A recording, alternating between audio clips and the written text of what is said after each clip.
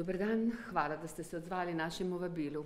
Saj vsi veste, da prihajam iz Novega mesta. Tam, kjer je te dni žalostno, po drugi strani so pa ljudje tudi jezni in razočarani. Torej, 3 leta in pol je ta vlada z predsednikom vlade gledala stran, ko smo ljudje iz terena opozarjali, da so razmere nevzdržne, ko je 11 županov vložilo zakone za rešitev romske problematike, ko je te zakone podpisalo več kot 30.000 ljudi.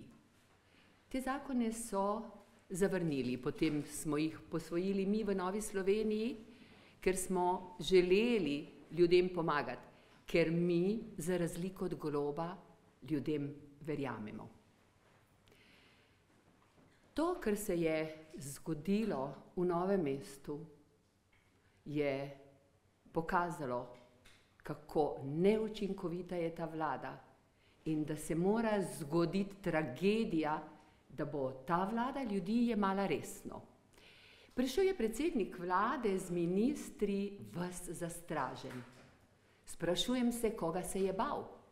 Ko smo mi opozarjali, da se ljudje bojijo Romov in da ni varnosti, se nam je smejal. Rekel je, da smo nestrpni in da širimo sovraštvo. Ne vem, koga se je včeraj bal. Nas Novomeščanov se ni bilo treba bati. Mi smo včeraj predvsem jokali. Romov se pa oni itak ne bojijo. Ko je prišel, smo pričakovali vendarle Novomeščani, da bo najprej stopil pred kamere in izrekel sožalje družini. Se družini umrlega opravičil, ker so soodgovorni za njegovo smrt. Prosil odpuščanja njunih otrok, sina, ki ga je šel oče reševat, pa je zato plačal življenjem. Da se bo opravičil prebivalcem Dolenjske in Novega mesta, ker jih je ignoriral 3 leta in pol, in da bo šel prižgat svečko, tako kot smo delali mi ves dan včeraj. Nič od tega ni naredil. Je rekel, da je za svečke še čas. Je pa zelo odločno napovedal ukrepe, ostre ukrepe. Je bila potrebna smrt, da bojo zdaj te ukrepe sprejeli. Moje sporočilo mu najprej je, zakaj bi mu pa zdajle Dolenjci verjeli. In pričakujemo jutri na seji občinskega sveta konkretne ukrepe. Take ukrepe, kot jih je Nova Slovenija predlagala že 4-krat. In samo ponovila jih bom. Včeraj je govoril o mladoletniškem nasilju. In ta Rom, ki naj bi bil morilec, je bil obravnavan kot mladoletnik večkrat.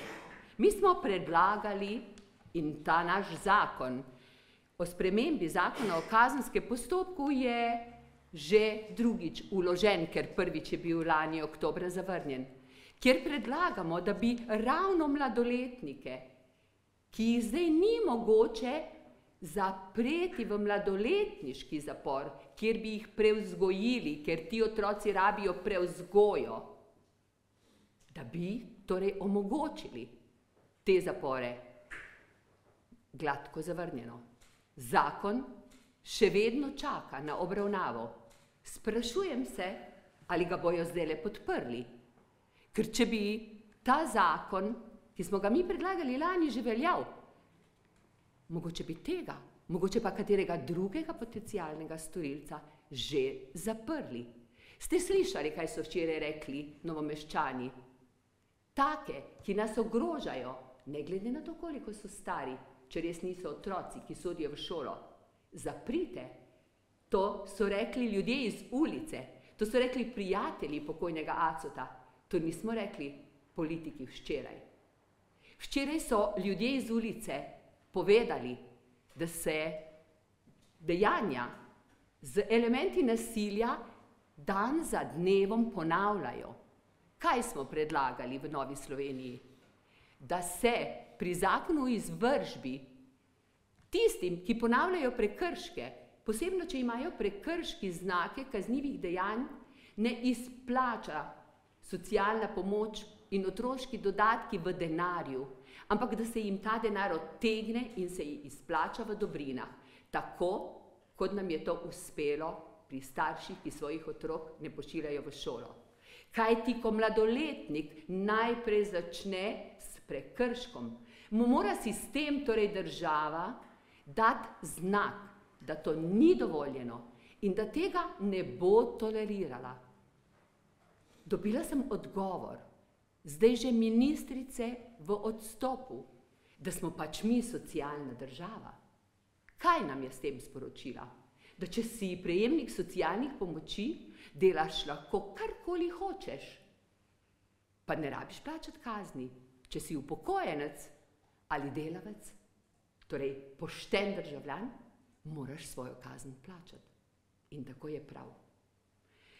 Potem ste včeraj slišali, da se ti ljudje, ki baje živijo v getih, vozijo z najdražjimi avtomobili in so oblečeni v najdražja oblačila.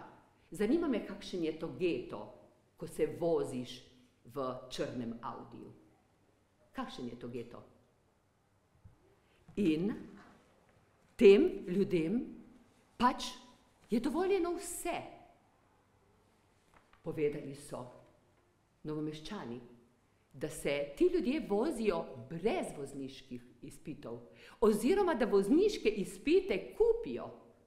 Predlagali smo 4-krat zakon o voznikih, kjer smo predlagali, da tisti, ki ni pismen in pismenost naj bi se nekje dosegla v 7. razredu osnovne šole, da takšen ne more delati vozniškega izpita.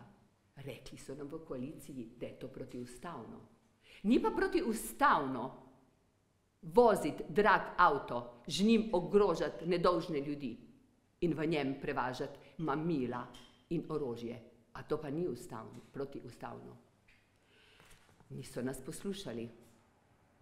Podlaga za vse to, kar se dogaja in je bilo za zdaj strani koalicije in predsednika vlade prezrto, pa je dolgoletna, zgrešena socialna politika. Zato smo tudi na tem področju, vam je dobro znano, predlagali 3 zakone.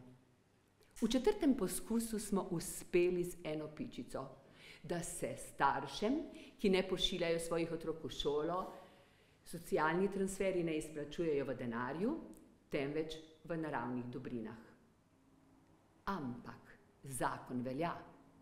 Ministrstvo za socialo pa ni napisalo pravil, kako ga bojo socialni delavci izvajali. Ministrstvo za šolstvo ni napisalo pravil, kako ga bo šolska inšpekcija izvajala. Torej, zakon so sprejeli za kuliso. Češ ljudje, nekaj smo naredili za vas, zdaj pa spet glavo tiščijo v pesek. Sprašujem se, a bo svojo glavo prinesel Luka Mesec v Novo mesto jutri.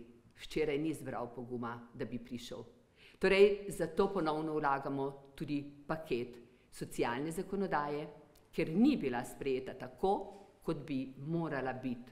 Tu je še poleg teh 2 zakonov, ki govorijo o prejemkih, še zakon o trgu dela, kajti ti mladi ljudje, močni, lepo oblečeni, kako se reče, nabildani, veste, oni imajo čas. Ti ljudje bi morali tu službo, pa ne grejo, so pa prejemniki različnih pomoči, tudi nadomestil za nezaposlenost. Tudi tukaj bi po našem zakonu jih pač prej in lažje izbrisali iz te evidence. Torej, za zaključek, kot Novomeščanka, kot prvopodpisana pod zakone, o katerih sva govorila in jih danes ponovno vlagamo, bi rada verjela, da se bo zdaj nekaj zgodilo. Vendar se bojim, da bo tudi še sedaj ostalo pri praznih besedah. Tega si več v Novem mestu ne bomo dovolili. Zato pozivam vlado, da resno premisli. Prinesli smo jim rešitve na krožniku. naj te rešitve sprejme ali pa odstopi. Hvala lepa.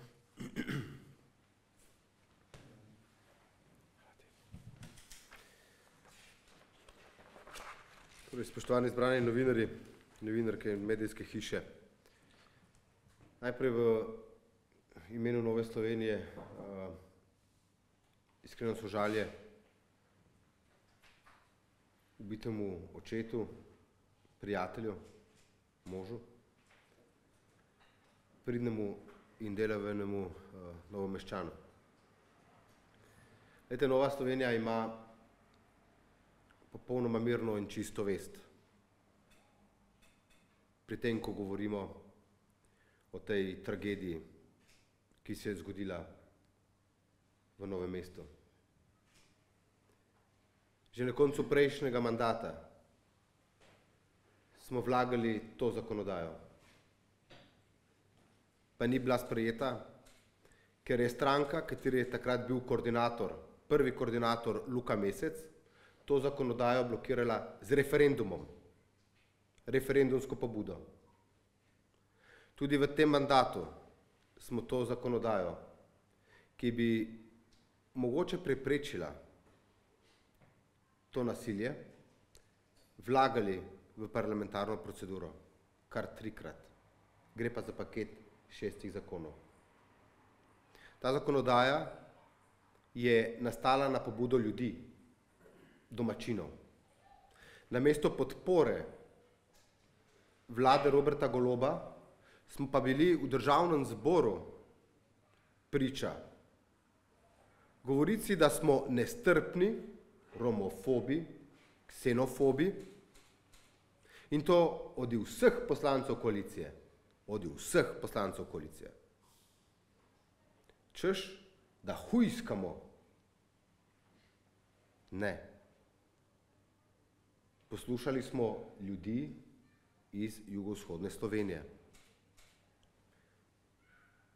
Tudi priča smo bili dogodkom od ljubljanskega kmeta, ki je bil pretepen, do župana Ribnice, ki so ga prav tako pretepli, do kočevskih policistov, vse dokler se ni zgodila tragedija. Tragedija, ki verjamem, da spreminja tudi Slovenijo v tem, ko govorimo, kaj je in kaj ni odgovorna politika. Kajti ljudje si zaslužijo prvič varnost. Brez varnosti ni svobode. Svobode z malo, polnem pomenu besede. Brez varnosti ni gospodarske pobude, ni zdravstva. In tukaj imamo popolno legitimnost v Novi Sloveniji in ponovno apeliramo na vlado, na vladno koalicijo, da zakonodajo, ki jo tokrat vlagamo, skupaj tudi s podpisi opozicijske stranke, da to zakonodajo tokrat le podprejo, preden pride do drugih smrtnih žrtev, do drugih tragedij. Ni več časa za populizem, ki ga zganja ta vlada. Včeraj, kar je predsednik vlade obljubljal ljudem, lepo in prav, ampak je prepozno. Nekdo je izgubil življenje, ker je predsednik vlade in celotna koalicija niso poslušali ljudi na terenu, Novomeščank, Novomeščanov, prebivalk in prebivalcev jugovzhodne Slovenije. Sedaj prihajamo spet s paketom teh zakonov. Verjamem, da se je v koaliciji, tudi med tistimi poslankami in poslanci, ki so hujskali proti nam zaradi te zakonodaje, da bo sedaj dovolj poguma, da to zakonodajo sprejmejo, nam pomagajo, da je sprejeta. Posameznik, tudi če je mladoleten, ki je sposoben zagrešiti kaznivo dejanje poskusa uboja, ropa ali česar podobnega, je zagotovo tudi sposoben, da gre v mladoletniški zapor. Ja, ta zakonodaja je za vse državljanke in državljane. Za vse veljajo enaka merila. Tisti, ki zagrešijo kazniva dejanja večkrat, a smo res takšna socialna država, da tem ljudem dajemo še denar, zato da nič ne delajo, hodijo pa po ulicah in strašijo ljudi? Ja, ta zakonodaja mora veljati za vse državljane in državljanke in za vse ljudi, ki prebivajo v Sloveniji. Gospe in gospodje, vlada Roberta Goloba nas je v 3 letih in pol pripeljala na več področjih v kaos. Ne samo na področju varnosti, tudi na drugih področjih, od zdravstva do javnih financ. Letalo brez pilota na večjih področjih. Slovenija potrebuje stabilnost. Slovenija potrebuje red in ne kaosa, ki nam ga riše ta vlada. Predsednik vlade Robert Golob, veste, nima nobene legitimnosti za reševanje nastale situacije, saj je, kot sem dejal, nasilje nad ljudmi v jugovzhodni Sloveniji več kot 3 leta ignoriral. Mi smo vlado in ministre večkrat opozarjali, da se incidenti stopnjujejo, a vedno so nas zavrnili, češ da pretiravamo. Zato ljudje pričakujejo tudi upravičeno odstop predsednika vlade, da ne govorim pa niti o ministru za delo, Luki Mescu, ki je koordinator romske problematike, medresorsko delovno skupino vodi. Kje pa njegova odgovornost za nastalo situacijo? Vsled tega, da v državi vzpostavimo red in stabilnost, da zagotovimo ljudem varnost, je pa odločitev tudi vlade, ki je sedaj nepopolna, brez 2 ministrov in verjamem, da bo še brez enega, je odločitev, da bi šli na predčasne volitve, popolnoma legitimna. Popolnoma legitimna, kajti tukaj ne govorimo več o gospodarstvu, ne govorimo o zdravstvu, govorimo o varnosti ljudi, ki se bojijo iti na ulice, zaradi tega, ker ta vlada ignorira vse klice prebivalk in prebivalcev v jugovzhodnem delu države. Pa da ne bo pomote, ko govorimo o varnosti, ne gre samo za vprašanje Romov. Kriminalna dejanja se povečujejo tudi v Ljubljani. Se povečujejo tudi na Štajerskem. Pretekli teden 14-letnik zagrešil umor 82-letnika. Kam smo kot družba prišli? In pod to vlado, ko je vse dovoljeno, smo prišli predaleč. Zaradi tega je ob tem nujno potrebno klicati reset. Najprej v temeljnih vrednotah, v temu, kaj je prav in kaj ni prav. Kajti, če je vsem vse dovoljeno, potem je to država, ki je brez reda. Država brez reda pa je samo nek skupek in nič več. Država so pa ljudje.